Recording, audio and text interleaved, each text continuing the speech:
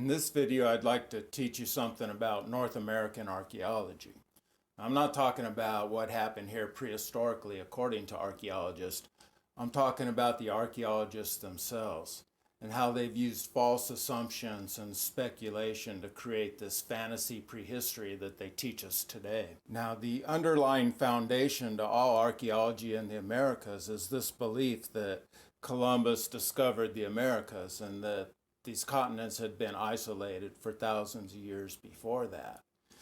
It's unprovable and highly unlikely, but they've based their whole profession on this belief, and they defend it with cult-like vigor. So archaeologists have created this idea that there weren't people in the Americas until there was a land bridge in this ice-free corridor people could walk down and come to this continent.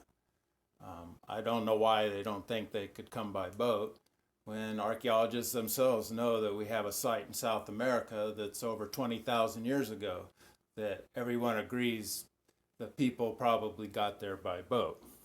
But we still have this idea that people had to walk across this land bridge. And it's the same kind of Western arrogance that says that Australia had to be populated by people walking over a land bridge instead of by boat, where I believe Australians probably came by boat from the Mediterranean area maybe 30,000 years ago. So during this time between the Clovis period of about 13,000 years ago and 1492, archaeologists kind of think of the Americas as having this big force field around it or this giant wall. Even though people were expert sailors for thousands of years, they still kind of consider these people to not be smart enough or ambitious enough to come to the Americas. And I don't understand why archaeologists just have no idea the human spirit that people want to go out and discover and conquer other areas. So this theory that archaeologists are basing their whole profession on is unprovable. You can't prove that people didn't come here. You can't prove a negative. Negative evidence is not evidence. So now what they do is they swat flies. Anytime anybody has any kind of evidence or data or artifact sites that indicate people were here before Columbus, they have to dispute it in some way, come up with an explanation, call it a hoax, or just call the people crazy that come up with these ideas. So one of the best examples of this is with these Phoenician-style stone anchors that are found off the coast of California. Now you'd think archaeologists would find these and go, wow, Phoenicians were here. Maybe we should investigate that and study that. But they don't do that. Instead, they decide, we already know Phoenicians weren't here, so this has to be something else. And that's the arrogance of Westerners, thinking that they invented everything, they discovered everything. In the case of these anchors, they've come up with this idea that somehow these were ballast that were dumped off a ship later on, even though they're found kind of scattered about like you would expect people who were harboring there would lose, not all in one pile like a ship sank and this was the ballast. Not only that, but the Spanish explorers themselves saw Chinese junks on the west coast of South America when they first got to that portion of the continent. And I'm seeing indications of Chinese junks and other boats in geoglyphs here in southern New Mexico. Next, I want to discuss these stone towers that we find all over the Americas. This shows how archaeologists pick and choose what's real and not. We know that these towers in South America and in the southwestern United States are prehistoric. But when they find them in New England, they're something else. Somebody built that later. It's a hoax.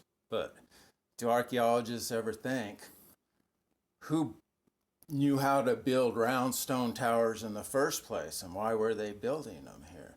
You don't just create this out of nothing. You have to know how to make these, and you have to have the style and everything in mind when you start building it. You don't just accidentally start building these stone towers that look like European castles.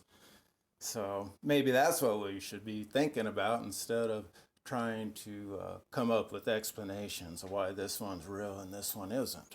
So because of this theory, archaeologists have all metal artifacts found in the Americas have to be after Christopher Columbus discovered America. So things like these mysterious lead crosses found outside of Tucson, buried about 3 feet down in the side of an arroyo, have got to be some sort of hoax or fraud, even though why would anybody go to such elaborate lengths to create this kind of a hoax? Besides that, the crosses were encrusted in secondary growths of malachite and other mineralization that showed that they were quite old. Of course, one of the things that people use to say this is a hoax is that it has a drawing that looks much like a brontosaurus, a dinosaur on it. Well, I've seen similar drawings in rock art right outside of Las Cruces. There's no reason to believe that these prehistoric people wouldn't have been studying fossils and had already found out about the dinosaurs themselves. We've got to quit thinking about these people as being behind us. They were ahead of us for a long time until we wiped them out from the face of the earth when we conquered the Aztecs. I've actually bore witness to strange, mysterious metal artifacts right here in the Mesilla Valley of southern New Mexico. And I was working for a firm here, and some people brought in a bunch of rusted old chainmail and this really strange looking dagger sword, really primitive looking. Didn't look like Spanish style artifacts at all, and it was really old. And the dagger almost looked like it had been cut out of sheet metal or something, and it was really bizarre. Now I'm going to move on to hieroglyphic writing in the Americas, especially in North America. I think it's been accepted that there are some Mesoamerican style writings and rock art in the Southwest. But archaeologists wouldn't accept any evidence in the Southwest of sort of Phoenician or Egyptian types of hieroglyphs or any other writing from different parts of the world. Those would automatically be discredited, dismissed, ignored altogether. And yet here I am finding them right here in southern New Mexico. Just shows that if you know what you're looking for and you actually go out and look for it, it is here. In addition, there are rock quarries, rock faces all over southern New Mexico that have been painted and carved. This example shows they actually plastered or gessoed over the surface and then painted on it. It's pretty detailed and amazing painting. And here's an example of a large boulder that's been carved into faces and has been chiseled out to form all these different characters and a whole scene on the side of this rock. Next, I want to discuss these money pits that were found in Nova Scotia and in Jamaica. Now, the tale goes is that these are pirate booty, but they're found in these deep labyrinth catacombs, and each chamber had a body in it and treasure in it. So I mean, these were burials. These weren't pirate booty. Does anybody ever really try to think logically about this and go, why would pirates dig all this out, hide their gold and stuff down there and leave it there? Not only that, but I think it was a cover story so people wouldn't know that they were actually robbing tombs. They probably also wanted to hide the fact that these people had advanced technologies. I just recently learned about this strange artifact in Santa Fe. It's this stairway that a man built in the 1870s. It's made in a way that nobody has ever seen before, this double helix shape. It's said to be like walking on air when you walk up the stairwell. Nobody's ever seen anything like it, and it's made without any kind of metal. Not only that, but it was made out of a kind of wood, I think it was a spruce, that's extinct and has never been seen anywhere in the world before. So the story was that this man volunteered to make them a staircase, but that he had to work alone, and that in a period of only 3 months, he built this magnificent thing that nobody had ever seen before. So I believe that this is probably something these prehistoric peoples had built, and it was inside a tomb, and that he found it, uh, figured out how to take it apart and reconstruct it inside the chapel.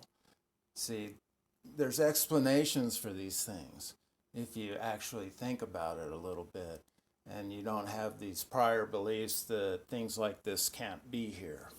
So quickly here, I'm going to present my framework of what I think is possibly what happened prehistorically. That if we start with the Clovis people, they may have been actually sailing over to the Americas for the sole purpose of big game hunting, and then going back home, taking meat and hides and trophies with them.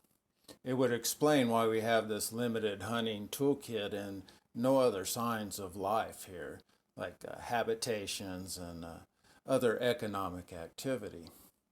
And then around 1600, you have a group coming, the Olmec, from somewhere in Africa. Now, I don't know why people, or archaeologists in particular, can't grasp the fact that these people are African and have to argue with all their might that they can't possibly be African, but all you have to do is look at them and they're Africans. Probably maybe via the Acadians or another group in the Indus Valley from earlier, because these tribes kept branching out and going different places. So, of course, in history, we know that around 722 BC, there were a whole bunch of tribes that got pushed out of the Middle East. And they were reported by about the time of Christ to have spread around the world and had become so numerous as to be unknowable, to be uncountable. So these people had been known about, and there's mentions of different tribes throughout our history and our prehistory. So apparently some of these tribes stayed together and in communication with each other, and were organized enough to help the Aztecs, because it's in the Aztec history that they were only one of 7 tribes. So these other people had to have been from somewhere, and I believe they were from other parts of the world, and I have that evidence right here in southern New Mexico. So finally, Aztec history shows us that at about 1125, the Aztecs started pushing south towards the Valley of Mexico. I think that other parts of the other tribes were still coming into the area, and the tribes in South America probably moved up north, and that was the demise of the Maya, that there wasn't some sort of environmental disaster or infighting that wiped out the Maya. Infighting made the Maya weak, and these tribes then just came in and took over. They didn't build big monuments and stuff there afterwards because they weren't interested in staying in the Maya area.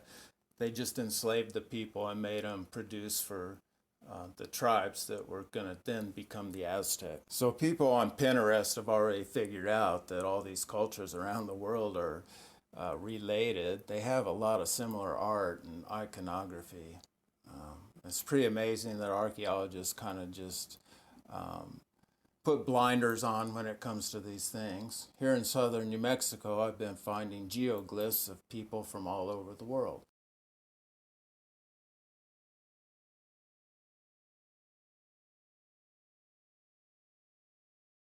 And then finally, I want to discuss again wheels in the Americas. Obviously, the people here had wheels, they understood wheels, but again, because archaeologists have already decided in their own minds these people didn't know how to use wheels, these things have become toys and a really bizarre game called Chunky. So these are just a few of the things that we have in North America that archaeologists just dismiss out of hand. I hope from this video you'll learn that this profession is actually more like a cult than a science. All evidence, facts that don't fit what they already believe are automatically dismissed and discounted and attacked. Sound familiar?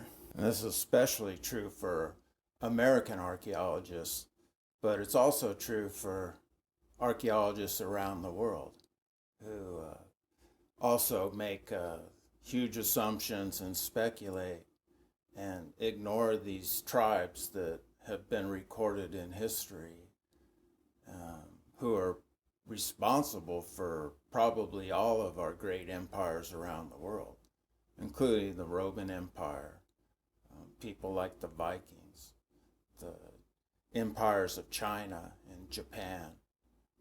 It was all these same tribes of people, I believe, that descended from the tribes of Göbekli in Turkey.